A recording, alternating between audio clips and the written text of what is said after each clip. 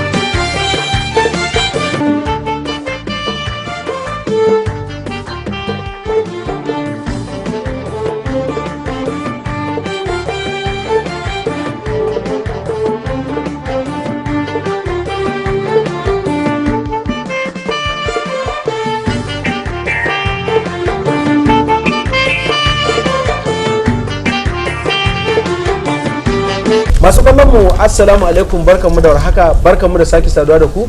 a cikin shirinmu na Tiriyan shirin tashar gidan talabijin ta Thunder Blows Online TV. Shiri ne wanda muke kawo muku masu ruwa da tsaki ko wasu wanda suke da rike da madafun iko ko kuma wasu wanda Allah ya taba arawa ta dama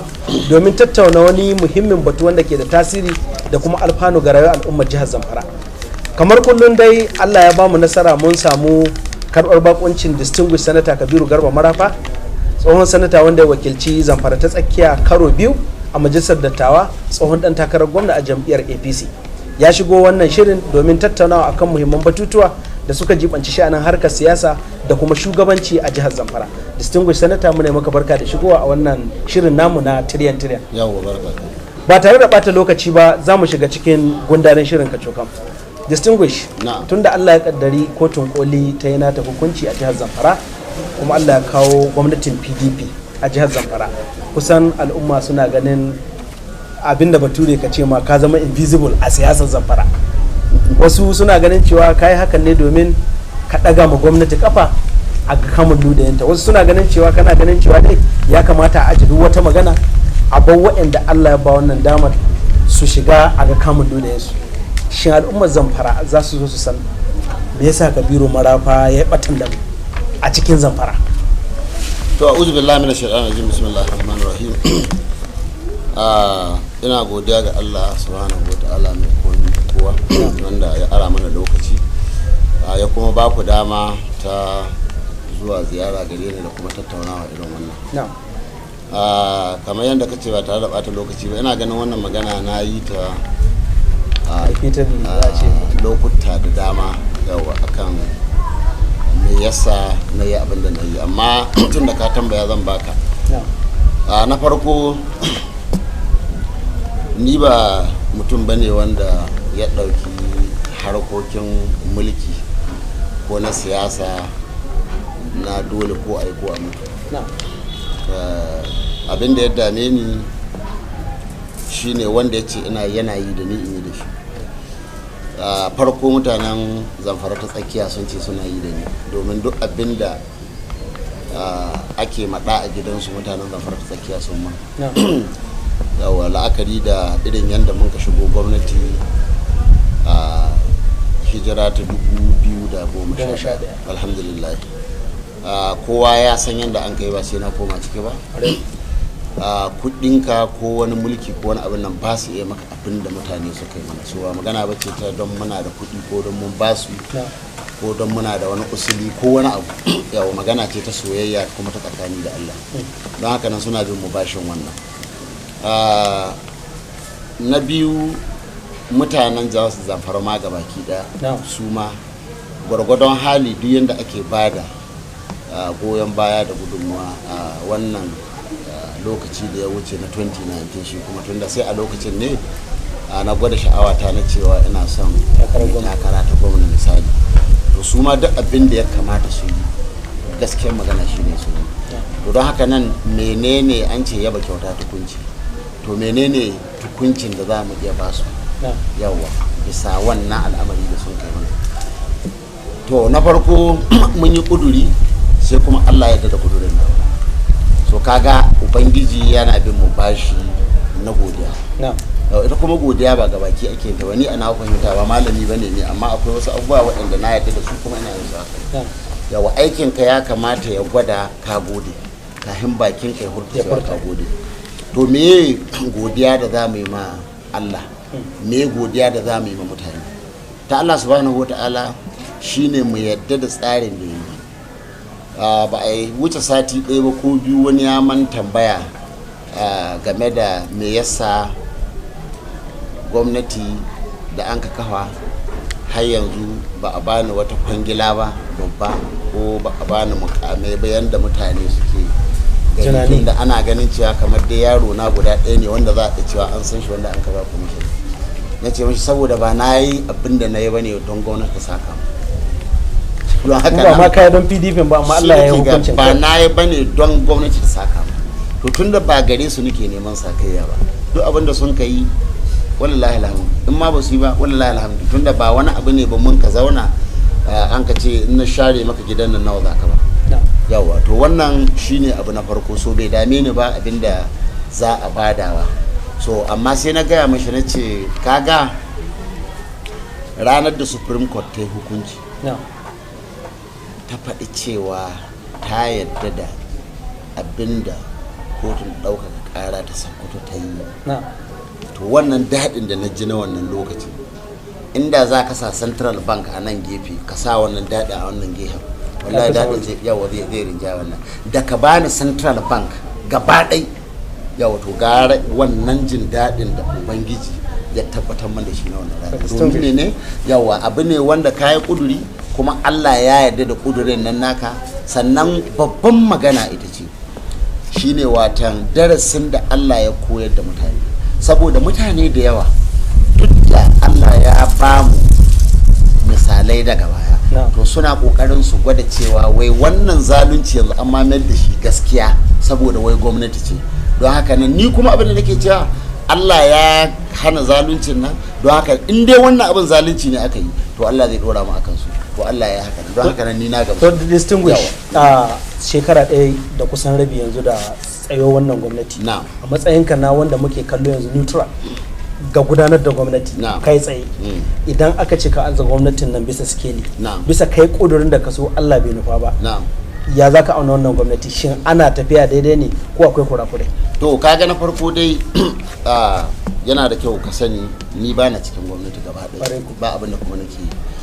amma ina magana da mutanen jihar Zamfara, ina magana da mutanen gwamnati. So daga farkon magana lokacin da aka yi bikin shekara ɗaya na gaya wa mutane tahiya ta shekara 4 to ba adalci ba ne baka yi mutum hukunci ba shekara ɗaya. To kaga har yanzu ana shekara 1 ne da wata 6. Yawa to don haka ne ina ganin lokaci bai yi ba da za a iya masu cikakken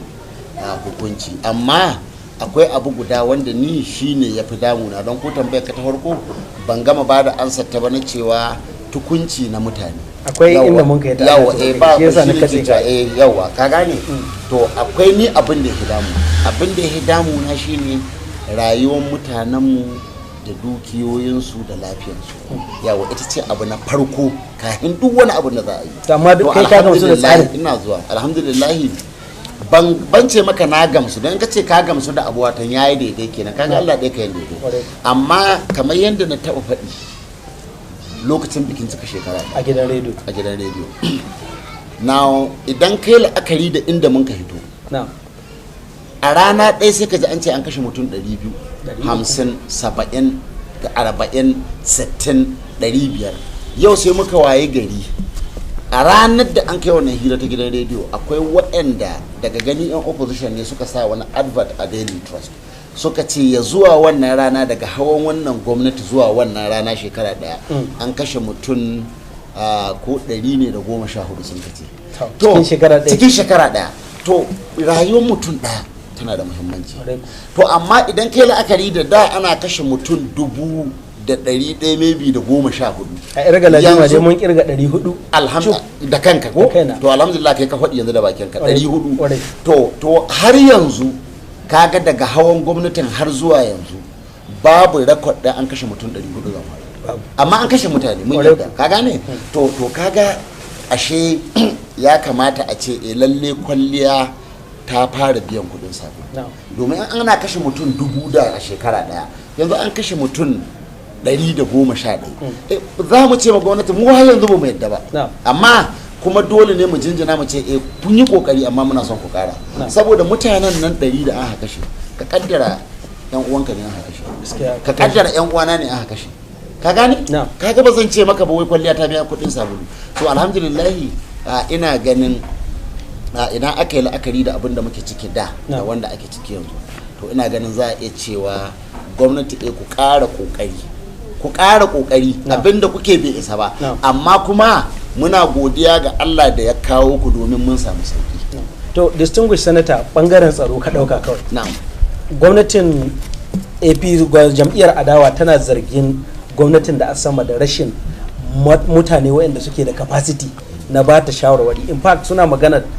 kashi 80 cikin 100 na manyan ayyukan da gwamnatin nan ta dauko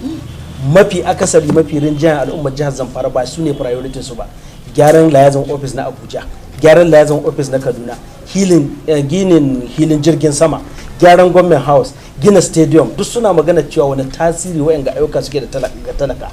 a nasu gani gwamnatin na har yanzu ta ki dauka alƙibla na yin abin da zai more rayuwar talaka me ra'ayinka ga wannan to tambayar da zan yi kawai ana ita ce shine to sun hada abin da yake da tasiri ga talaka ilimi kiwon lafiya sun ce lokacinsu sun gyara makaranta sama ga 3000 sun yi Aminu Jaji ya faɗa a inda bari karamar hukuma babu primary health care har yanzu ya bar kayan da ko operating ɗinsu ba yi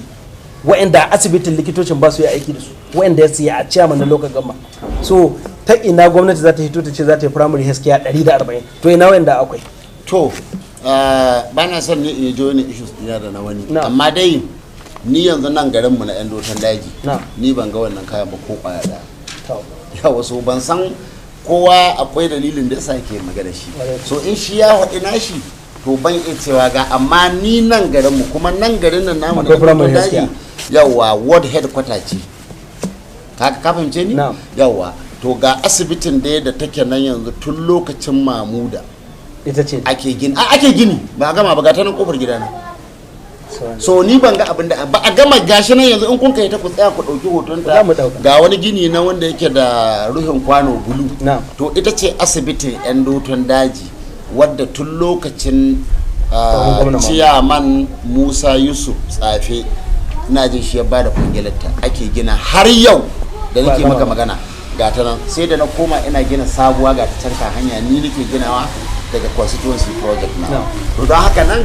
idan wani ya ce an yi wani abu ni ba ina gaddama da shi bane ba amma dai ni inda na sani zahira yawa to ban gani ba kuma ban da nan dan jibga ward headquarter ce sai ni ne na gida masu asibiti yan karama da suke amfani da ita babu kwaran ganuwa babu keta ni ne renovating ɗan asibitin da suke da ita a keta yan kuzo babu sai wadda akwai wadda sanata Hassan Nasiha ya fara ginawa ina jin ya kammala ta a wannan lokaci ce diya tun asibitin da ikira ya gina lokacin da yana local government chairman yawa yanzu in ka ganta kai sai kayi kuka tana nan ina iya baku kuɗin mai ku je ce diya ayi so ni dai a tsaye local government to ina son a zo a gaya man shekaran jiya kuma ina zuwa nan garin akwai wani amini na wanda ya samu hadari na babur kuma yana kwanci asibitin tsahe na je asibitin tsafe local government general hospital ta tsahe wanda ita ce headquarter mu duka gaba daya to kare wanda yake da gatanci bai kamata a kai shi wannan asibitin a ce ya kwanta ba so ina an kai kayan kuma ina an kasa su so ni ban sani ba so mutane ya kamata in an ce in mai haɗi mahaukaci ne to mai saurare ya kamata sai ya zama shi kuma yana da abin nan so mutane sai su joji kun shiga gwamnatin haɗaka da gwamnatin Bello Matawalle tun bayan to kayan kai nisa babu ba gaskiya bane ba wata gwamnatin haɗaka da mun ka shiga da wani babu ta to me ake kira gwamnatin haɗaka abinda muke nufi da gwamnatin haɗaka shine jama'a ka an nemi su shiga kuma sun shiga domin suna da wata gudunmuwa kila da suke ganin suna ibada. To bari in gaya maka. Akwai yaro Abu Dr. Commissioner SSG nan da ke sama dai dan siyasar cikin gidanka ne. Na'am. Gashi a cikin gwamnati, sakataren gwamnati. Na'am. Sannan akwai special advisors irin su Muzakiru Anko suna nan ciki ana yi da su. Na'am. So wani idan ka ce mai babu gwamnatin haɗaka tsakaninka da gwamnatin Matawalli zai mamakin cewa babu. To alhamdulillah wato ka san fahimta ce kowa da irin tashi. Na'am. Kamar yadda mun koma dai ga maganar da mun ka fara da kai ta yaba kyauta tukunci, kowa da yanda yake yaba tashi kyauta. Na sha faɗi ni ban yi abin da na yi ba domin PDP ta kafa gwamnati Zamfara, yawa, amma na yi abin da na yi domin APC kada ta kafa gwamnati Zamfara, saboda ban yadda da shugabancin APC ba na wannan lokaci, kuma na yadda da cewa shugabancin APC na wannan lokaci yana da hannu kai tsaye a cikin harkar rashin tsaron mu. Wannan na faɗa ma duniya gaba ɗai, yawa na faɗi a zauren majalisa. To tunda na yadda da cewa suna da hannu, kuma ba su iya kai ni kotu ba su ce ƙarya marafa yake yi, ba su kuma iya hitowa ta kafafen gidan jarida ba su ƙaryata abin da na faɗi, tunda a cikin majalisa na faɗi. Sannan na fito na yi press conference da duniya na faɗa na ce wane da wane da wane suna da hannu a cikin abin da ake yi. Ka fahimce ni? To don haka nan su ni ban yadda da wannan zalunci da ake matalaka ba, domin ni iyakacin godin da zan iya matalaka na jihar Zamfara kenan. To ban yadda da wannan zalunci da ake ma mutanen jihar Zamfara ba ya dore. To a cikin yin abin da nake yi ina da tunani guda biyu. Na ɗaya, yana iya yiwuwa ba wani accident, wata wani hadari na ba wata kaddara kai rayuwa, yawa, a'a kaddara dai, yawa, yana iya yiwuwa jama'iyyar APC ta yi abin da ya kamata a daidaita tsakaninmu a hitar da 'yan takara waɗanda an ka yadda da su kuma su samu su zama kasa kafa gwamnati. Yana iya yiwuwa ko da 2% ne, ina da wannan tunanin. Sannan na sani cewa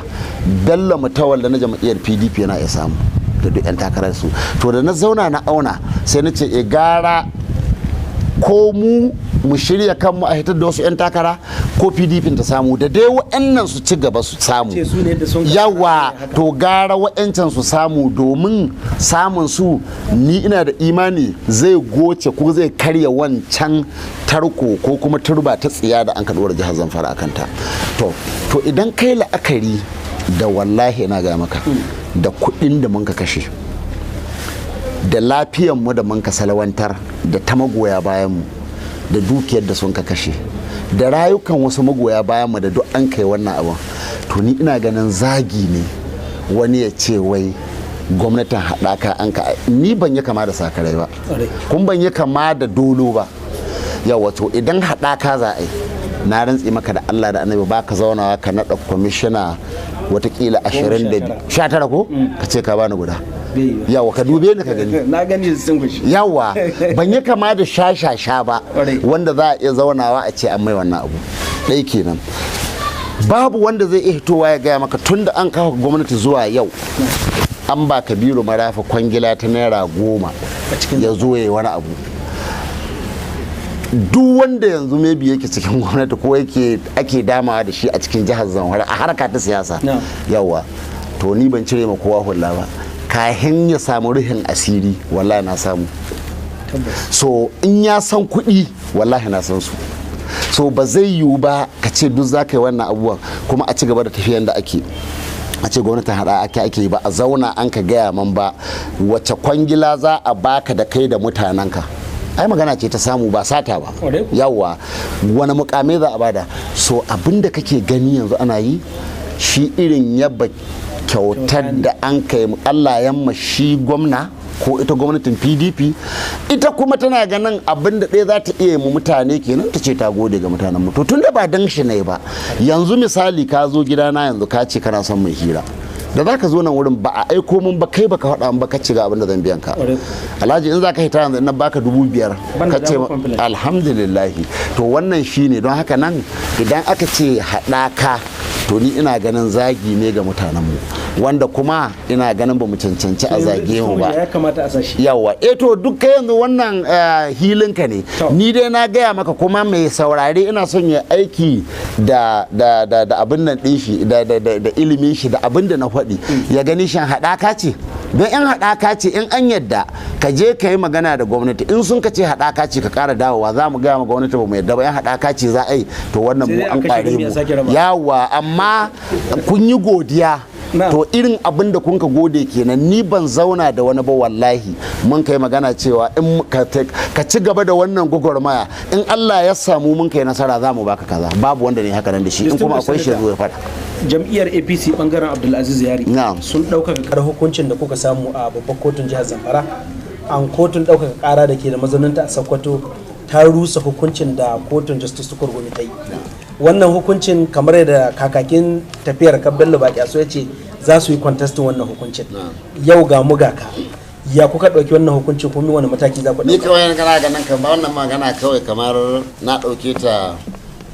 akwai abin da bature yake ce bayan ka ci abinci yawa akwai abin da ake ce ma da za ta yi yawa sai ka ɗan sha wani abu mai zaki ko kai wani to ni haka nan ɗauki wannan magana gaba ɗaya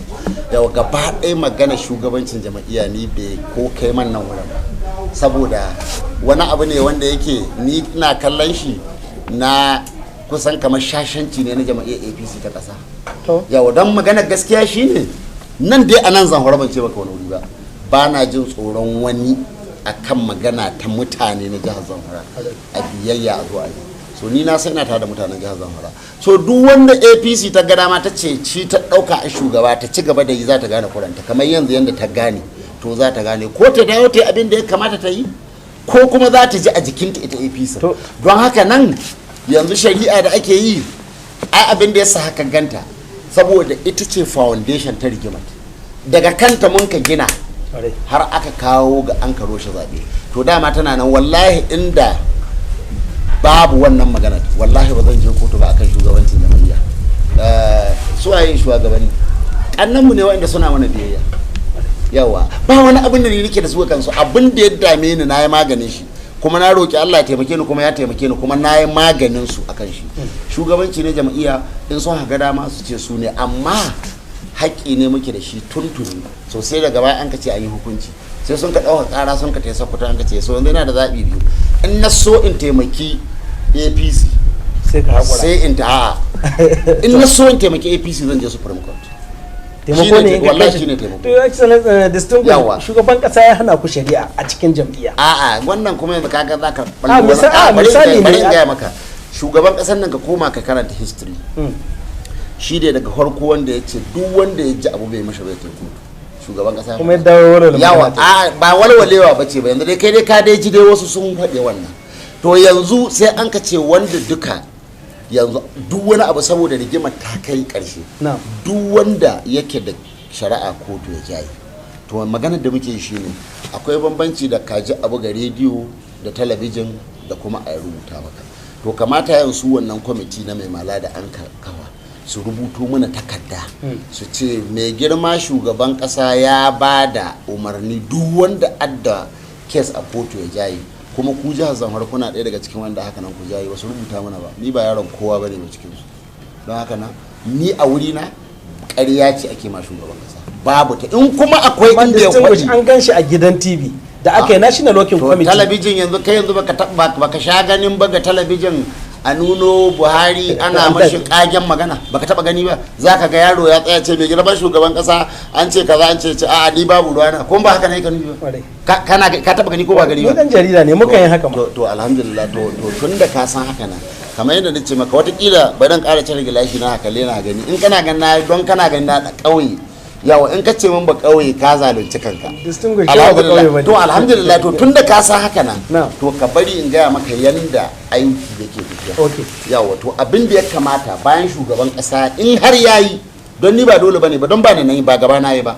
to na gan shi a talabijin kuma na sha gana ana mai kazahi ai mai ƙarya ai mai kage wani kuma ai ma har don dariya akwai MC tagwaye har gaba ne yana zuwa shi kullun cewa kai shi Buhari ya zanna ya ce kaza da kaza da kaza kun ba har ya gani yayi dariya yawwa kun ba ya faɗa to abinda ake yi a shar'ance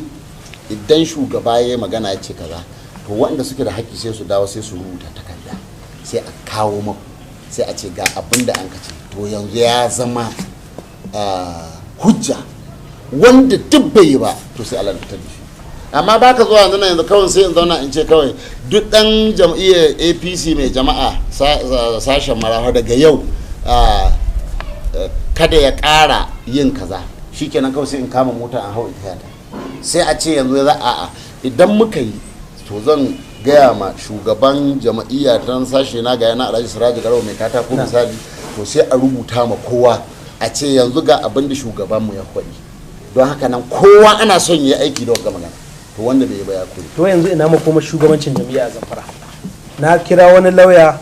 ya kasa bayyana min shi yanzu don abinda aka jaya Bello Baki Aso ya zo mun yi tetete da shi to bari duk sai ka bata maka kanka lokaci yawa a shar'ance a yanzu ita jama'iyyar APC an zo an yi wadakalar da za a yi ita take da dama ta ce na yadda da wanga bangare ko wanga bangare yau ka san shi daga kin gaskiya sai bata yawa to ni ɗaya daga cikin babban taimako da Allah ya mun shine bana zalunta kaina to da muka gama wannan sai ita jama'iyyar APC ta ƙasa karkashin Chief Oshimole a lokacin sai ta ce ta yadda da bangaren yari shi ta ɗauka shine a reshe na jama'iyya yawa so ita ta yadda da haka nan kuma ba mu abin nan sai muka ce to shikenan kuna da dama ku haka nan sai muka yi kotu to da yanzu inda ake ga yau bisa hukuncin kotu yawa hukuncin kotu yawa to bangaren yari shine bangaren da jama'iyya ta amince shi wannan shine gaskiya duk wanda bai yarda da wannan ba to ya bata maka shi lokaci amma ita kanta jama'iyya da kuma duk duniya Najeriya ta san Marafa bai yarda ba ta san Marafa yayi nashi congress ya zaɓi nashi shugabanni sannan kai da kake nan cikin jihar Zamfara kai ka san a zo a yi layi a tsaya tsakani da Allah babu wani coge kai ka san Marafa baya tsoron bangaren yaji haka ne to don haka nan to ni me yana wai bata na yadda ke jam'iyyar APC ta Abuja ki ci gaba da zalunta kanki ki ce ta yari kin ka yadda da ita sai mu yi ta tahiya a haka nan gobe ma Allah kai mu 2023 ta tafka asara yawa in ta yi maisha ita kai ga jikinka ai kai kake ji to in ka ji asarar ta ishe ka kai da kanka zaka zo ka ce kai ku zo nan yara ku zo ku zanna yawa ya za a yi da kai da wani an sha neman mu samu dama mu ji hama ga tambaya mutane da yawa wai me yasa ba ka bar musu jam'iyyar ta APC kana da dai popularity da ake iya zabe ba dole sai ga jam'iyyar APC ba kana da magoya bayan da kana iya gina wata jam'iyya a Zamfara kuma a yi ka wai me yasa ba ka bar jam'iyyar APC to alhamdulillah bari in ga maka kaga a 2019 da su ne gaba yawa sun samu sauki ko ba su samu in sun samu ni na wadatu to don haka nan sai na zauna na auna na ce to da in koma wata jama'iyya na yi shirin abinda suke faɗi ba ƙarya suke ba na yi shirin jama'iyyar da zan shiga da komi da komi to sai na karanta na ce to idan na bar mu wannan azzaluman wannan jama'iyyar za su je ne dama abin da ya dame su za su je su karanta ma shugaban ƙasa da gwamnati ce jama'iyyar kace ake so a kada to ni dan APC ne ni ma kuma ni ina kusa da shugaban kasa ba kai da za a gaya mashi in yana shiga da kai office yana shiga da ni office in yana haduwa da kai masallaci yana haduwa da ni masallaci sannan alhamdulillah shugaban kasa ya yadda da cewa Marafa baya ƙarya dan mun yi ba ɗaya ba biyu ba uku ba in nazo na gaya mai magana ce ranka yade in ka faɗi wannan magana ka kwaya mashi in bai yadda ba ranka yade ka kira shi ka kira ni ka kira ni ka kira shi ka fahimce ni to tun da ya yarda da haka nan to babu wata ƙaryar da za ka zuba ni ka zo kai ma shugaban kasa game da ni to wannan shine dalilin da yasa na gani gara in salawantar da tawa kujera in salawantar da duk wani abin da nake da shi ni in yaba ma mutanen jihar Zamfara musamman Zamfara ta tsakiya bisa goyon bayan da suke bani to tun da kun bani ni goyon ba kuma wannan haɗan ku ba ku iya shi ni ina iya shi to gara in tsaya APC ni in rasa ta kujera amma in kwato kamar yadda nace maka yanzu ka kaddara yanzu da su ne suke mulki watakila ya zuwa yanzu da an kashe mutum 10,000 kila ko kai sai an yi daga shigo ka Zamfara ai mun da ai misali ai ni shigowa ta ba matsala bace ba kaga yanzu garin nan uwata ta mutu uba na mutu so ba dole bane ma a ce sai na zo misali sauran yan uwana da annan duk suna da yanda za su iya yi duk ina iya kwashe su ma an kai su wani wuri amma abinda ake magana su mutanen da sun kai maka gatanci lokacin da sun ka zaɓe mu a 2011 gwamnatin tarayya mun kai karo da ita da ta jiha da ta local government da kowa da komi sun ka zaɓe mu to yanzu shi kenan mu sai mu ce don ɗaya namu jin daɗi su je ita kashe su babu. To wannan shi yasa ba ta daga jam'iyyar APC ba. Don haka nan jam'iyyar APC ni dai da ni aka gina ta, kuma kaga koran nan na hira ta turanci na faɗa ma duk duniya ni ba abin da jam'iyyar APC ta ma, ko da jam'iyyar APC ta shigo ta same ni a sanata, ni ina sanata ta same ni, so mu mun ka kawo ta ba ita ta kawo ba. Sannan ni banda ma zalunci na ƙarshe da abubuwa ban ga abin da ta mana ba, amma dai tun da na yadda ni akwai wanda misali shugaban ƙasa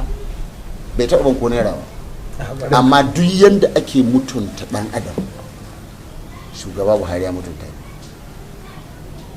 Banda ɗakin shi na kwana babu inda ban shiga ba ne magana da shugaban ƙasa Buhari akan jihar Zamfara, wallahi babu shi. Duk lokacin da na zo da matsala akwai lokacin da ya kira ce duk lokacin da Marafa yake so ya gani a bashi damar ta anjima, sannan ya bani kati duk bila babu inda ban iya shiga, bani da shamaki har yanzu in ka gaba gani ba ni ne ban je ba. Shi ɗaya ne saboda yana da aiki, shi bai yiwa kawai duk lokacin da ka tashi ka buga takalmin ka ɗaya ka je ka shugaban kasa yadda kaga ana yi nan Zamfara, shi yasa kaga Zamfara tana yana take. To amma sai ya ce to ni in yana so ya gani shi duk wanda ya kaso ya gani gidan nan ya buga takalmi ya je ya gani shi, amma ni kuma in yana son ya gani next available watan lokacin da nake da shi mai zuwa an jima to a bashi ya gani. Don haka nan da na kira ka zaure ni bai taɓa ma ba ni kwana biyu ba, zai ka ce ka zo an jima ko ka zo gobe, ina ganin shi gida, ina ganin shi ofis, ina ganin shi masallaci, babu kan wajen cin abinci babu abin da shugaba Buhari bai ba. To don haka nan tun da ni bai man wani laifi ba, kuma ni na yadda mulki Allah ka bada shi, yawa ni ban dauka ba wani yana ya kashe man gida kamar yadda wasu ke ta kirari suna cewa wai an kashe gidajensu, sai ka ce su adda gidaje, sai ka ce kuma da su gidajensu sun ka mutu ba na wasu sun ka rayu ba, sai ka ce su gidajensu sun yi gidajenmu mu da mun ka kashe da kanmu, ka fahimce ni? To sai na ga cewa gara ni in yi mun mutane na wani abu, tunda ni ina da abin da zan ci, ina da abin da zan sha, ina da yanzu in ka kalle ni kai da ka kalle ni ka san yanzu na yi kwance hankali da bara, alhamdulillah huta nake yi, in na ci abinci ba na tashi bacci, abinda ɗaya alalura ta sallah,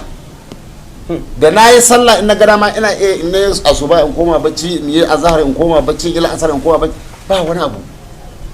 So wannan shine dalilin da yasa ban hita daga APC ba, kuma ban hita muddin su suna ciki, ina nan a cikin jam'iyyar APC don ba wani abu ne na kafaɗa ba, babu dole duk abin da Allah ka yi faɗa adam ya riga mana. To amma yanzu ya zaka tsaya cikin jam'iyyar APC kai takara mutanen da ba su tafiya tare da kai, misali su ni ina tare da su ya zaka yi da su a adam ni ya mun kai da su yanzu, ni ina da mutane wataƙila kai ma magoyin bayana ne, to 2023 ta ƙara dawa kaga dai yanzu kafin a yi zaɓe sai an ƙara congress, to yanzu a zo to ai ba mu gana faral ai da can ƙarfin gwamnati ne a gare ni adda mutane amma shi yana da ƙarfin gwamnati. Don haka ne ya amfani in ka tuna ranar da mun kai tsahenan wurin, to ko yan boko haram an kace sun zo tsahe iyakacin security za a tura tsahe kenan, to yanzu kana ganin yanzu za a yi congress akwai shegen da zai ma wannan abu babu, akwai babu, to alhamdulillah to sai a zo a yi congress in ga yadda za a yi kada ni congress. To in aka gama yawa ni ina gaya maka su dai ba su isa yanzu su ƙara kafa shugabancin jama'iyya ba a nan jihar ƙarya ne, kana kirarin wannan to kai ma ka sani. To ina son mu shiga cikin badakalan nan da aka zargi tsohon gwamnatin nan, kwamitin Ahmad Zabarma da kwamitin Ibrahim Maya na kananan ayyukan kananan gwamnati na jiha sun yi zargin, misali shi Ahmad Zabarma ya ce ya kamata gwamnatin da ta gabata ta dawo da kuɗi biliyan 1 da miliyan 100, sorry 1.7 biliyan kuɗin da ake zargi gwamnatin Abdulaziz ya ta wawure. In fact cikin revelation din da ya bada ya da Allah ka ji da Allah da Allah ka kawal da kanka yawa wannan magana da kake yi ni na yadda da duk abin da kwamitin zabar mai hito da shi har da ƙari, don bayan shi yanzu ma akwai wani wanda ya kamata mutanen jihar Zamfara su sanya hular su ta tuwo. Akwai kuɗi wanda federal government ta biya jihar Zamfara wannan na bashi na tituna da an kai biliyan 37, na gani na ga takardun an ga inda biliyan 17 ta shiga a asusun gwamnati. Wannan kuɗi an ba da shi watan 4 ana sauran kwana 60 ma watan 4 ɗaya ne ga watan 4, so kaga akwai kwana 30 na watan 4 akwai kwana 29 na watan 5 kusan kwana 50. To ana da wannan lokacin an ka ba da biliyan da ko ɗigo 4 ne na saurari kwamishinan kuɗi na wannan lokacin shi da bakin shi ya kwaɗi ya ce central bank ta sa an sai wannan don akwai wata harkalla wanda mutane ba don ba kuɗi ba ne an ka bada yawa an yi discounting 9% watan an cire in ta kai takarda za a cire kashi 9 so an ba gwamnatin Zamfara kashi 91 kenan kashi 91 din na ya kama wajen biliyan 20 din nan babu inda ta shiga ba a ganta ba an ce an ga biliyan 10 account din jami'a Mafara ba cikin wannan bane ba ciki bane ba yawa babu inda sun ka shiga malam bari in gaya maka sun ce layi sun kaja su ma da suka zo gwamnatin Mamuda Allah saurara ka ji yawa in akwai malamai jihar Zamfara da yawa ina son a kawo man inda Allah ya ce dai ai ta jallayi kai sata na gani ni ne shugaba yanzu na ga kai sata gata kawai sai in ja layi wai in wuce shi Allah lahira layi zai ja ba layi zai ja ba to sai mu ne za mu ja layi gwamnatin PDP mai ci yanzu wallahi tallahi billahi tana da haƙƙi na ta bi mu mutanen jihar Zamfara wannan alman da hannu da shi zabar mai magana da wa'annan da aka gani da sauransu wallahi in ba ta yi ba sai Allah ya tambaye su in kana da ƙarin da wata tambaya akan wannan kai shi yasa nace ka tsaya yawa za mu rike su akan wannan in ba su yi wani abu akan shi ba to za mu ce kuma za mu bincike watakila kuma son kuka yi abin da sun kai shi yasa ba ku bincike na'am to Allah ya taimake ka yanzu ina so mu shiga cikin maganar SAS ni a haka na oto ci gaba wanda rikitar da ta jiro a kusan ina ji kana ɗaya daga cikin wanda suka taba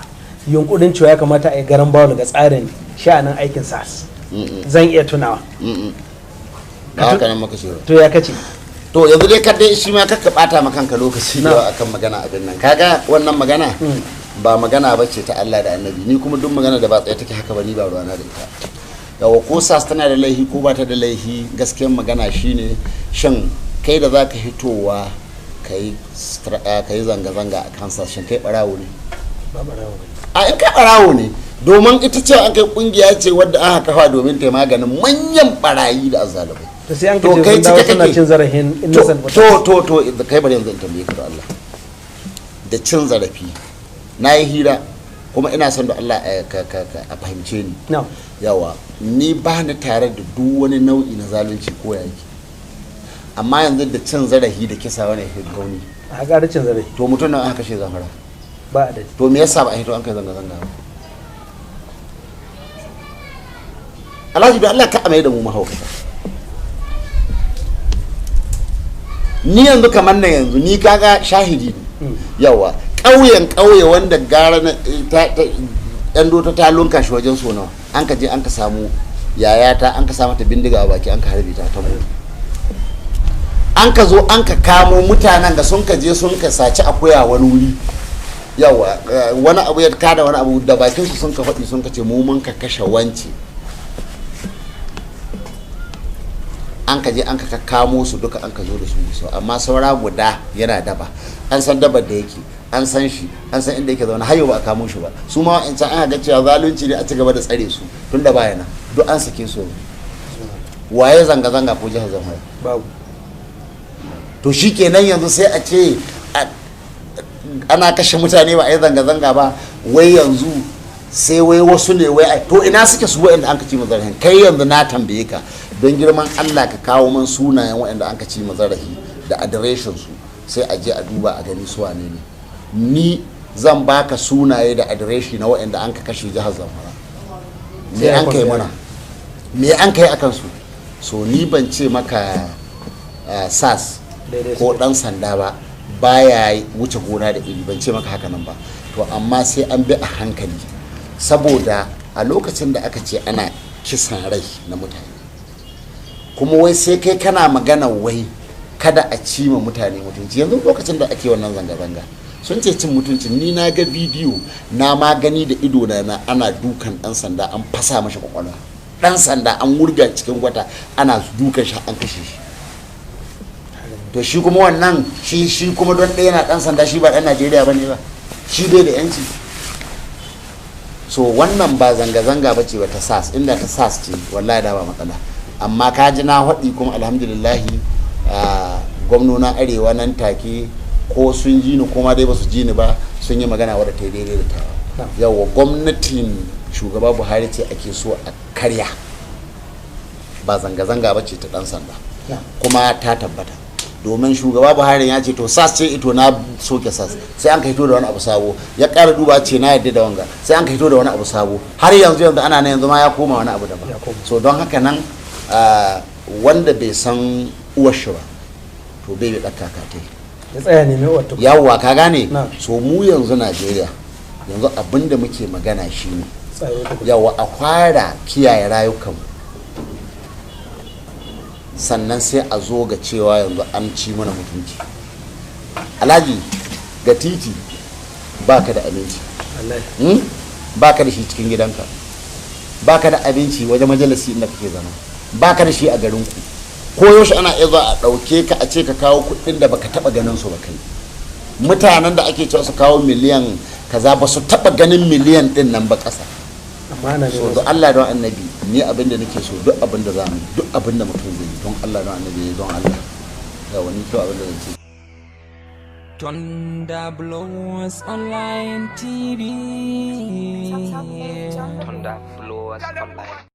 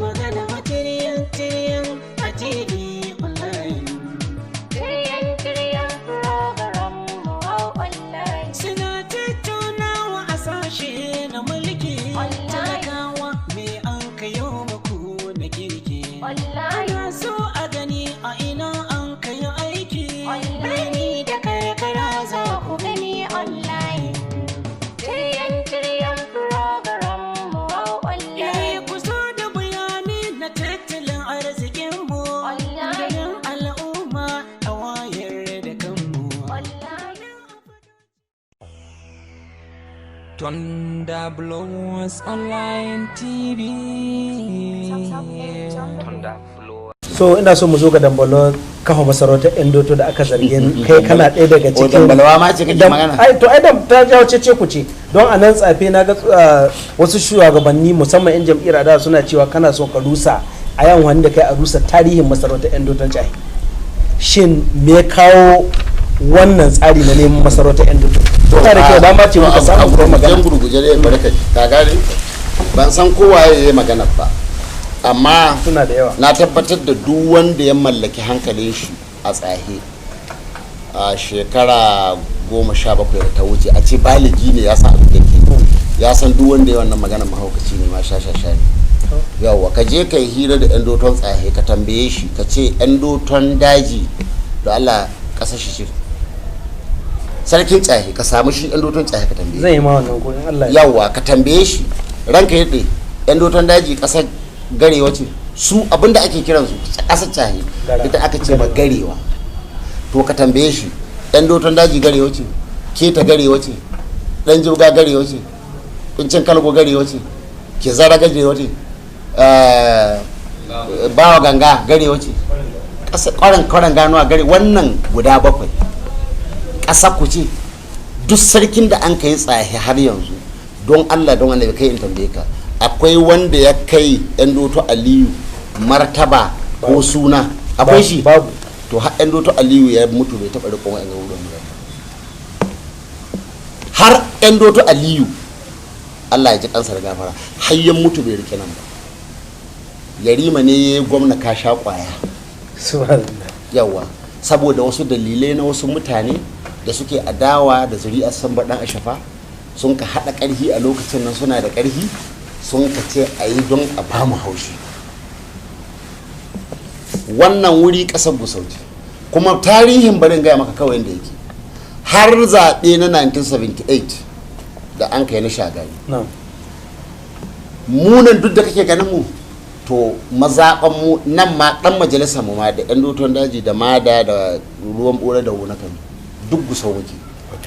To sai an kai 1978 sai gwamnatin Obasanjo ta ce za ta ƙara federal constituency zuwa ta mazaɓin ɗan gwamnatin tarayya yawa, to sai an ka ƙara tsaye. To amma ƙasar tsaye ƙasar garewa ba ta isa a yi mata federal constituency ba. Garewa ƙasar tsaye abinda a ƙasar tsaye bilbis ita kan ta tsaye ɗan kuzo hayan alhaji ɗan wari ce ɗaya ita ce ƙasar garewa yawa gidansu ne. Wannan ko kwance wani yake mu yanzu in ma haka cewa wani ya zo ya ce zai kawo musu yaƙi za mu tallaba musu ce ƙarya haka kai wannan ƙasar su amma dai mu ko nan ƙasar mu ce. To sai an ka yanko wannan tsagin na Gusau sai an ka hada sai an ka yi federal constituency. Alhaji mijin yawa mai rasuwa Allah ya ji kansa da gafara shine ya takara. Aliyu Lugga ya na Gusau shi kuma mijin yawa daga tsafi ya na tsafi shine farkon haduwar mu da su mai wani abu. Daga nan ana nan bisa kaddara ta Allah sai an ka waye gari ina jin lokacin baban gida ne sai ce duk federal constituency a mai da shi local government. Kajin da an kai muka zama yan tsaye local government kuma alhamdulillah mu muna alfahari da mu dan tsaye local government don ci gaba ne gare mu. Amma ni ba dan masarautar tsaye bane ba yawa ni dan tsaye local government ne amma ni ba dan masarautar tsaye bane. Iyakata da masarautar tsafe fatan alheri kuma duk abinda na gani nasu wallahi zan dauko da kansu in kawo musu in ce wannan naku ne saboda makotan mu ne ku na kwarai ba mu da wata matsala da. To yanzu ina ga kwana ga magana ina zuwa yawa ka fahimce ni. To don haka nan ana nan kwanci tashi mu muna tafiya waɗannan garuruwa gaba ɗai suna ansa wa na a sarautance Gusau suke ansawa. Tsaye kuma tana nata sai an kai jihar Zamfara. Da aka yi jihar Zamfara sai aka yi da dunnan village heads ne sai aka yi district head a nan yan doto sai aka yanko duk ƙasar Gusau sai aka hada ta a karkashin yan doto saboda yan doto nan da kake ganin ta ita ce cibiyar Gusau ma alhamdulillah. To sai an ka sanya ta karkashin yan doto. To ana nan kwanci tashi sai Allah ya kawo gwamnatin Yarima. Gwamnatin Yarima sai ta ƙara emiyoyi da 5 ke gare mu sai ta mai da su 17. To cikin abubuwan da shi Yarima ya yi wanda ina mashi roƙon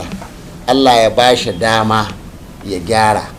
saboda duk lokacin da Allah baka mulki kai amfani da shi ka cutar da wani kamar yanzu kaga yanzu akwai irin wannan matsala yanzu ga tana faruwa hayan alhaji akwai wanda sun ka gade ta aka zo lokacin nan wasu suna ganin su sun isa kawai sun ka ɗauko wani daga yan kuzu sun haka ya sarauta hayan alhaji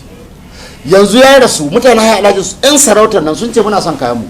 kuma an ƙara wai sai da ba an ka ce an bashi sai an ka ƙara dawowa an ka ce an ba wancan zalunci ne wannan kuma ni ban tare da zalunci haka namu nan Yarima zalunci ya muna kuma ina roƙon Allah ya bashi dama yana da rai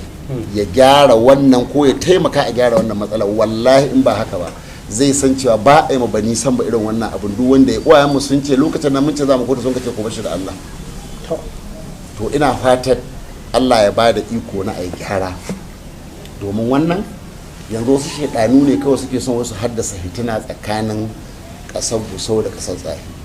yau wannan ba rigima bace ma ta talakan Gusau da Tsahi saboda ita sarauta ba zauna aka yi ba akan tebur a ce ina kake so ya sarauce ka ba haka nan take ba yawa tarihi ake bi to kasar yan doton daji da keta da kwaran ganuwa da dan jibga da kizara da bawa ganga yawa ba ta taba zama karkashin Tsahi ba. Yarima ne gwamna ka sha kwaya ya ɗebo ta ya sa yawa kuma mu tun wannan lokacin mun ga mashi mun yadda ba kuma amma abin da ya sa shi ma dan sarki ne to ina fatan Allah ya bashi dama ya gyara in bai ba za ka ga shi ba abin da za ta faru da tasu sarauta gida. To distinguished tambaya ta kusa ga ta karshe shin zaka yin sulhu da Abdulaziz idan dama ta samu? A to kai ko da Allah ya ga magana ma ba sai ko kai bari in ce maka kaga ni na fara shiga harkokin siyasa a yi tare da ni tun 1975 mahaifina ya yi takara ta local government na an kirkira local government daga 1975 zuwa yau abinda na gani na siyasa kuma abinda na karanta na siyasa to shine gaskiyar magana shi saka ji ko shi ina faɗin cewa duk wanda zai yi ya rage wurin susa ka faɗa haka a Prince 2011 yawa abin da yasa ne wannan ka ga nan gare yanzu naji kawai to ina iya ɗauko maka wannan in ce maka kaga wannan mun yi siyasa tare da shi ya hita mun yi jidali tare da shi na shekara kaza ya dawo mun kai tare da shi ya koma mun kai kaza yanzu an yi kaza yanzu an yi kaza akwai lokacin da so ban dai san iyaka cuta da an kai ma mutane waɗanda sun yi mana abin da ma za ka iya cewa har abada ba abin da zan yi da kai yanzu kuma muna nan tare da su lahiya kuma in sun haga abin da zai cutar da mu ba abin da za su yi mana ba yawa alhamdulillah don haka nan ni ba gaba nake da Abdulaziz ba yawa abin da nake gaba da shi shine rikon sa kai na kashi da Abdulaziz Yari ya yi mulkin jihar Zamfara wannan ban yadda da shi ba kuma akan shi ne faɗa na biyu ya waye gari ya mance yanda Allah ya kawo mu tare da shi sai ya ga cewa yanzu shi ya isa ya ce ga wanda zai zama ga wanda ba zai zama ba shi ma na gaya mashi cewa baka da wannan damar kuma wannan abu kawai kamar yanzu ne ake ganin shi wasu suna ganin cewa na taɓa jin wasu yara suna magana wai ai ni ma haka na an kai ma ka koma ga tarihi zaben 2015 a Gusau duk ƙasar nan ta taru gaba ɗai Gusau a cikin hili za a yi kamfen na Gusau local gama yawa yayi abin da ban yarda da shi mun kai faɗa da shi a cikin taron kuma na buga takalmi na ce takara ban yi na fita an ka dawo da ni an ka bani hankuli sannan so ba wani abu ne ba sabo ni ban ɗauki mulki wai dole sai na yi ba in na yadda da abu wallahi shi zan yi so idan Abdulaziz da duk wanda ma ka sani ya dawo an ka gyara ni abin da ya dame ni mu ciyar da jihar mu ta Zamfara gaba jiya na je ta'aziyya gidaje da yawa ba dai wannan gidan mallaha wajen dawowa mun ka ɗauko hanya mun ratsa Gusau wallahi raina ya ɓaci yawa Gusau har yanzu babban ƙauye ce ƙauye ka san ƙauye gaskiya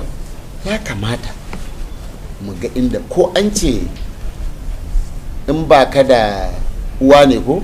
sai ka yi abuta da mai uwa don in za ta yi mai faɗa kai ka ci to ko da ba mu iya ba mu dubi wasu jihohi ka je yanzu Gombe to don Allah distinguish wai me yasa kaga duk gwamnonin da ake ba su da sha'awar gyaran Gusau ito wata rana yanzu sai mu bari don ban magana ce ka bari yanzu next hirar da za mu yi yawa sai mu tsaya saboda abubuwa da kasan wani tsari yawa duk an ka zo Gusau nan da zaka ga uzuri ake bada ito amma suna gyara nasu ƙananan hukumomi to wannan yanzu dai kamar da nace maka wani abu ne yanzu wanda ka bugo shi ina fatan mutanen Gusau ko mutanen nan yankin sun jiya yawa kuma a yi nazari a kai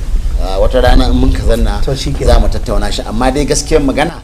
shine yanzu idan ka ɗauki yanzu wannan hanya kamar da na gaya maka da mun ka biyo wadda ta tashi tun daga Bello Bara'u ta zagaya wadda ina jin Abdulaziz Yari yayi ta can abin nan to ka dubi irin rayuwa da mutane suke da irin gidajen da suke zanna a cikinsu ka fahimce ni kai ka tambaye kanka wani bi shi yasa in naji mutane suna kirari akan mulki wallahi mamaki suke ba ya kamata wallahi yanzu mulki na Zamfara ina jin ko ga kwando an ka kwaso shi aka kawo maka wallahi ka ruga domin in ka kalli waɗannan mutana an ka ce dukiyarsu ce ake wannan ballagazar da kake gani yanzu ana magana wai wani ya sace ko ya ɗebe biliyan 20 ka san ko wani biliyan 20 miliyan 20,000 a ba shi ɗaya ba ne yawa ka san yanzu in kana da biliyan 1 ka san abin da yake nufi yanzu biliyan 1 in ka aje ta a ɗakin ka ba ka sayan ko wake ko dawa don ga ta karu da naira guda ba ka kaiwa banki kullum sahiyar duk ta Allah za ka ɗauje ka buɗe ɗaki ka ɗauko naira 50,000 ka kashe sai ka yi shekara 55 kana kashe biliyan 50,000 shekara 55 kana kashewa ka je in ka je gida ka je ka buga calculator ka duba sai ka shekara 55 kana kashe naira 50,000 duk rana ta Allah ita ce biliyan. Na biliyan 20 din nan so kaga sai ka linka 50,000 sau 20 su za ka rinka kashewa duk ta Allah har ka koma ga Allah. Kuma abin da zai bata maka rai sai ka ga yanzu yaranmu ne suke zannawa suna wasu rubuce suna gina. Bari in gaya maka, ko da an kai jihar Zamfara kai ko da an ka fara siyasan nan ta 1999 ina son da Allah ya hari ya zo ya gaya mutane sai ka ji ana wai ya yi kyautar kaza ya yi kaza tsakanin shi da rabbul izzati nawa a gare shi da an ka fara siyasa 1999. wannan sanannen tarihi ne an ka samu kuɗin da an kai abubuwan da an kai jama'a. kuma sai ya dawo ana cewa wai an yi kaza ba ai kaza ba an ce kaza. Ya kamata mutane su ji tsoron Allah, ya kamata mu ji tsoron Allah. Mutanen da mu dinnan ya kamata mu yi bauta ma ta ƙarshe ga mutane saboda duk abin da an ka samu nasu ne. Ko da an kai jihar Zamfara wallahi miloniya ne, ko da an kai jihar Zamfara ka fahimce ni. To wai sai ka ga an dawo ana irin wa'annan maganganu a ce kaza ba a ce kaza ba, har da wasu wa'anda ma ba su ko san ma inda ma wasu ma an kai hita balle ko su san inda kakasu ta tashi suna cewa kaza. So ya kamata mu dawo mu yi karatun tanazu. Abubuwan da ake gani dinnan ba dorewa za su yi ba. So ya kamata mu tsaya mu gina jihar mu gane ina muke. So cikin maganganun da kai ka ce wai priority na kaza da kaza fine. Mu abinda dai muke abba mu so a ce an sace babu wani abinda ba abinda ake so bane. In dai za a tsaya a yi shi fi sabilillah.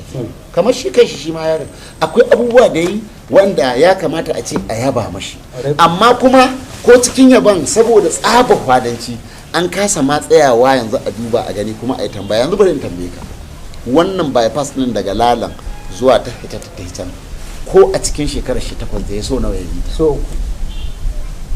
to yanzu mu don ɗaya muna lalatattu babu wanda zai tsayawa ya tambaye shi ce excellency wai me ake yi? Ka ba da kwangila hanya so 3 cikin shekara 8. Yanzu ka je ka bi hanyar na taɓa yi mai wata tambaya uzurin da bai ai manyan motoci ke hawanta shi yasa ko an yi lalacewa take da bakin shi ya faɗa. Manyan motoci ke hawanta tun da an ka kirkira Abuja. Hanya ta farko da aka wari Abuja Shehu Shagari wai wata mota abba ta binta ka je ka biya ka gani ko faci tana da shi. Ita yanzu wagga titin da ake bi wannan yanzu daga nan yan doto in ka tashi ka tafi Gusau tun yaushe an ka yi ta. To so nawa an ka zo an ka sake yin ta. Kan ɗau time kamar a gyara. Gyara ka sake yi ita ta bypass ɗin Gusau. Shi karan kan shi kai da bakin kai yanzu ka ce ya yi so uku. Ya gaji aikin mamu daga Habib yayi ya koma yi sannan yanzu ya batiriyarta. To ita su manyan motocin da sai ka tambaye shi da Allah. Ka ce ran kai ɗaya manyan motocin daga sama suke faɗuwa sai su bi bypass ɗaya su wuce ko daga yan dota suke hitowa su wuce ke su zo nan ko kuma su hito daga Bungudu ta can waje su shigo nan. To me yasa daga Bungudu zuwa Gusau bata lalace ba sai bypass ta lalace? Me yasa daga Lalan zuwa yan doton daji zuwa Tsahe bata lalace ba sai taka ta lalace? Ran kai da ya tsaya a duba a gani. Yanzu ga titi can da yayi na su dan jibga da ina ko baka wa Allah ka ce wallahi ka saboda mun san abin da Allah yanzu shi sa muke ta godo da gwamnati muna sanya yanan kediya yan waran daji hayan alhaji yan kuzo Tsahe saboda mun san abin da mutane suke shiga. Amma yanzu ka je ka duba ga hanyar ya take ta mutu. Nawa an ka kashe? Wani ya gaya man yanzu ya ce yanzu an fara koma a gidan jiya. So alhaji yana da kyau mutanen Zamfara su goge idansu. Yawa wannan fadancin bai kai kowa ko ina. Kowa abin da yake bai ɗa na cewa ne. Mutane sun ɗebe ku dukiyar ku ba adadi kamar yadda Zabar mai faɗa ma kowa. Amma kuna nan kuna fadanci a baku na cewa ne wanda har yanzu ko shekarar jiya na tambayi wani. Duk wanda na farko wanda ya fara duk yin waɗanga abubuwa gwamna Yarima. To yanzu nan na tambaye wani ce don Allah yanzu duk waɗanda sun kai abinda sun kai lokacin gwamnatin Yarima wanda suna ba ku shawa da komi yanzu guda nawa suke da naira miliyan 5? Babban magana ce akwai su? Babu. Waɗanda sun kai tare da Mamuda guda nawa adda su? Babu. Ni dai ban kaga na sha ba da wannan misali kuma da Allah ina son har yanzu a ƙara tallata shi a yi. Kaga makaranta ga tana kowar gida a nan na yi karatu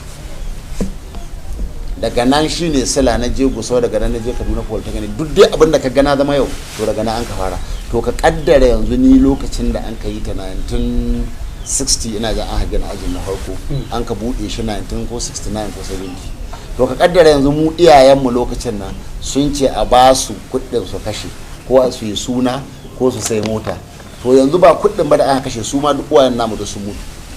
gaba ɗaya. Da yanzu ni ina da bayan karatu. Allah ya san. To da ƙarshe me sakon ka ga al'ummar jihar Zamfara? To sako na ga al'ummar jihar Zamfara dai bai wuce wannan maganar ta ƙarshe. Ya kamata watan kan mage ya waye, ba shakka an samu ci gaba a jihar Zamfara a fuska ta siyasa, amma har yanzu akwai wasu 'yan kalilan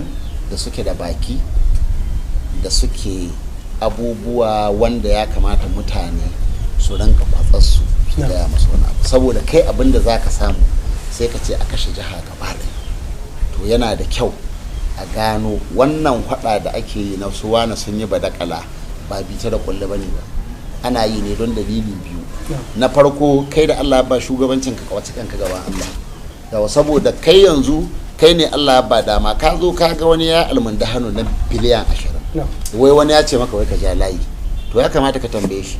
to malam kana da ka bani garanti daga Qur'ani wanda in na je lahira shi ma ubangiji zai ja man layi na ga biliyan 20, don yanzu ni nake da haƙƙi na in bincika an gani. Ka fahimce ni? To yana da kyau da Allah mu san inda siyasa ta fara da inda ta kare. Kamar yanzu yanda ka ji na ce bani zuwa Zamfara, ina son in ba gwamnati ta lala in mata iya adalci, ban zo na tsangwame ka ba. Yanzu ka ga jiya ɗaya mun ka zo, yanzu ka duba gaisuwa ce kawai muka, amma abu ya zama rali. To yanzu ka ga irin wannan, yanzu in ni na yi yau gobe wani ya zo ya yi, gata wani ya zo ya yi, za a kawo da ba za a ce bane ba, ai gaskiya ce, za a kawo da tunanin gwamnati daga aiki sai ta koma yawo sa mana ido da sauransu. To waye cutu? Mutane ne sun ka cutu, kuɗin nan namu su ne za a kashe a wannan. To mu kyala gwamnatin mu ba ta dama, so da gobe in za mu kama ta mu ci kwalarta ba ta cewa to ai kai ne ka zo kuma ka hana na aiki. Ni ban zo ba, ba wanda ya zo, ba wanda ya ce maka komi. Gwamnati ce an baka abuka kuma mun maka fata alheri, mun maka addu'a, mun baka goyon baya, to me yasa baka yin kaza ba?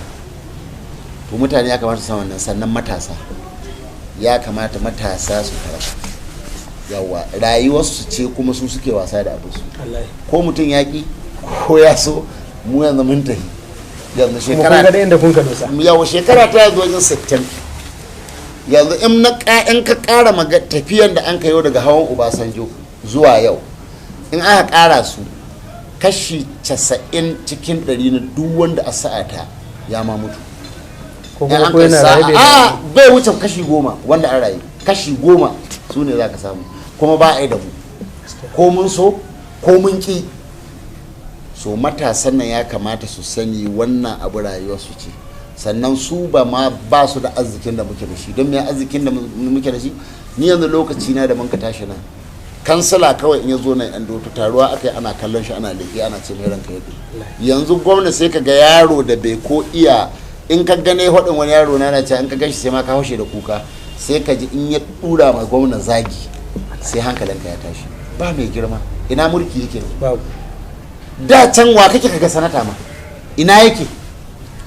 Mutum nawa yanzu ka tambaye su lokacin da muna karkashin Sakkwato, mutum nawa san sanatan da ya wakilce mu? Ba sanata ba, balle dan majalisa. To local government chairman lokacin da su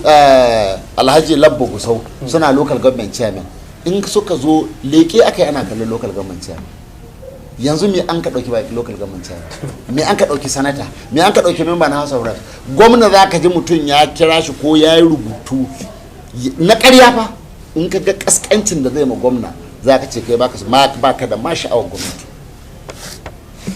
Sannan yan social media su ma ina kira gare su ma su tsoron Allah, yawa su duba abubuwan da suke yi. In ba abu ya tafi dawowa yake, yawa su zanna a ta rubutun ƙarya da gaskiya wajen dai kana son mutum abinda bai yi ba ka ce ya yi kaza, jedanin talakawa menene ya ce kaza, ya yi kaza, duk ka biya ka zo ka samu ƙarya ce, yawa ai don ina ganin su ne kaga ya cire gilashin shi guda, yawa don ya ji da kyau. To ya kamata su ji tsoron Allah, saboda ni a ɗan fahimta da na karatun da na ɗanyi shine duk sana'ar da ka zaɓa makanka tana aika ka aljanna tana aika ka wuta yawa to wanda ya zaɓi social media nan ya je ta kwafsa ƙarya to ya fasan inda za yawa so ka tsaya ba a ce ka so mai gidanka ba amma bakin abin da ya yi yawa ka tsaya nan kamar yanzu daga ƙarshe in gaya maka akwai wanda na ga cikin ba abokin magana ta bane ba shi sabon mai da mashi ba a cikin maganan harka yan doto emirate ɗin ta yan doto ya ce wai ni ba na son masarautar tsahi to wanda suka gaya wani ce to masarautar tsahi ni yanzu haka ina challenging ɗin wanda ana ina son wani ya hito ya faɗa abin da wanda ya hina son garin tsahi ko masarautar tsahi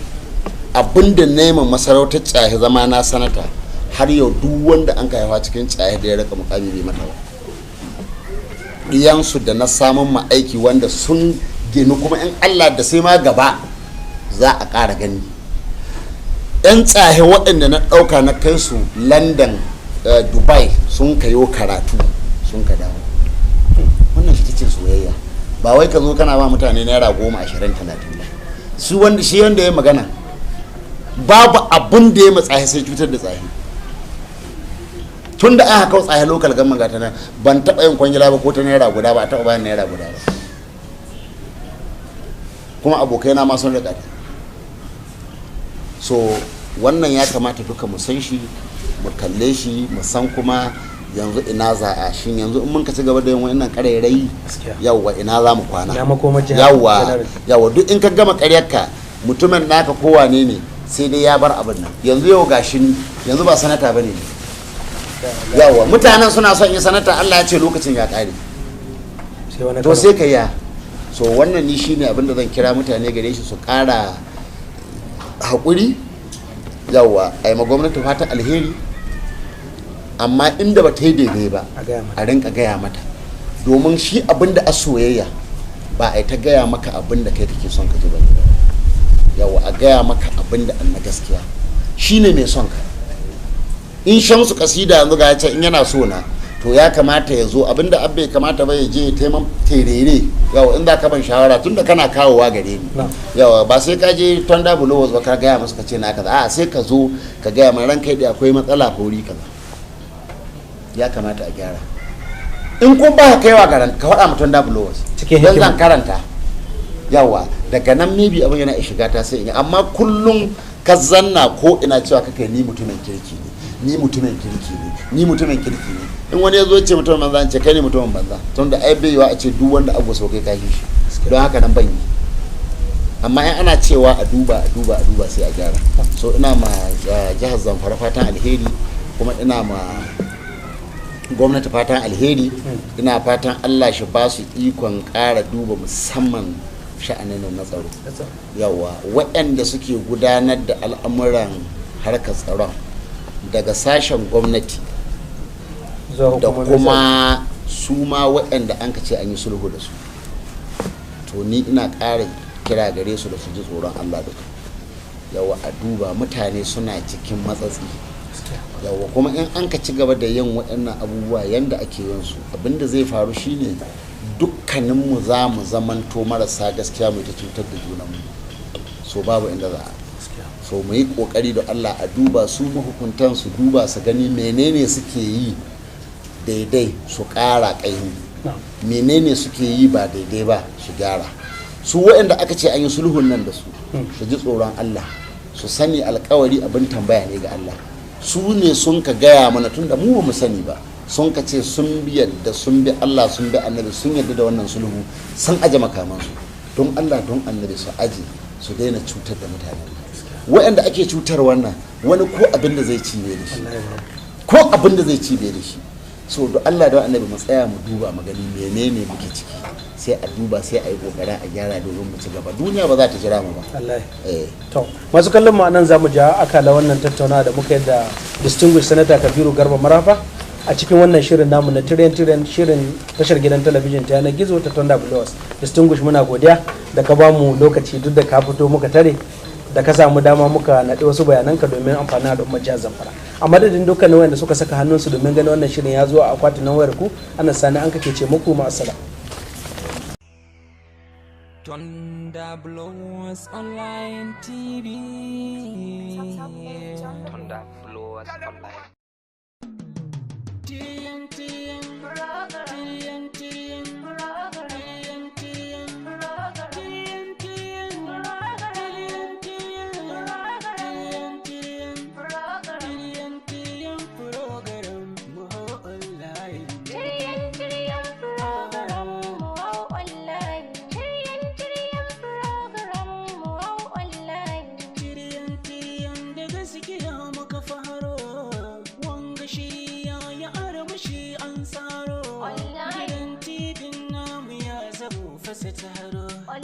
Tattaunawa ta gaskiya ba ƙarya, batutuwan da ke kai suna dawowa.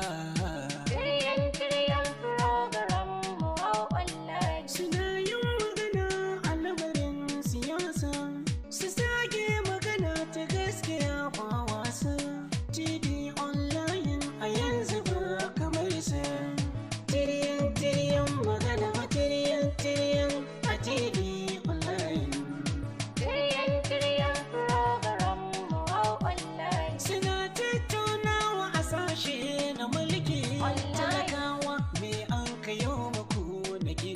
Ana so a gani a ina an kai aiki, birni da karkara za ku gani online. Tiryan program mu online. Ku so da bayani na tattalin arzikin mu, ganin al'umma a wayar da kanmu. Thunder Blows Online TV. Thunder